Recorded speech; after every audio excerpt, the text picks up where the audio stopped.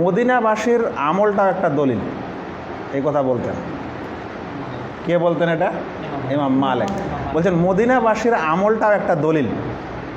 কোরআন, হাদিস, ইজমা, কিয়াস, এই চারটা জিনিস আমাদের দলিল কোরআনে যে কোনো বিধিবিধানের ক্ষেত্রে, কিন্তু উনি বলতেন এটাও দলিল।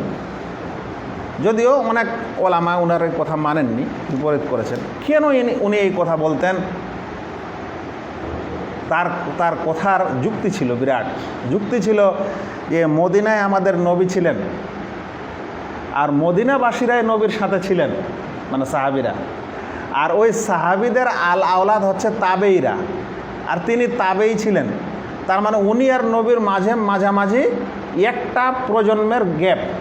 বলছে এখানে কোনো আমল যদি চলছে তাহলে বুঝতে হবে যে এর অবশ্যই একটা বাস্তবতা আছে, সেই কারণে চলছে। এখানে একটা আমল দূর থেকে এসে এখানে ঢুকে যাবে না ইসলামের নামে। কি মনে করেন আপনারা? উনার কথার মধ্যে যুক্তি নাই?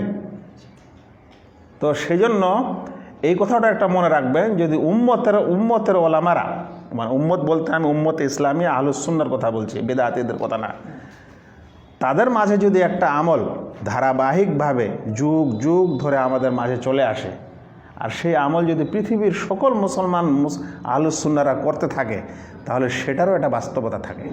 চট করে ওগুলো আমলকে বলতে হয় না যে এটা বিদআত, এটা করা যাবে না।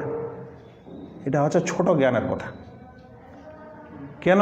যদি আমলটা যদি বিদআত হতো, তাহলে একটা দেশে থাকতো আরেকটা দেশে থাকতো না, একটা সমাজে থাকতো আরেকটা সমাজে থাকতো না। কিন্তু ওই আমলটা, আমি ওই জন্য বলছি উম্মতের মধ্যে, উম্মতে ইসলামী আর আহলুস সুন্নাহর মধ্যে ওই আমলটা যদি ধারাবাহিকভাবে কম বেশি যাই হোক যদি থাকে দুনিয়াতে, তাহলে ওর বাস্তবতা আছে। ইমাম মালিকের এই যুক্তির ভিত্তিতে আমি কথা বলছি।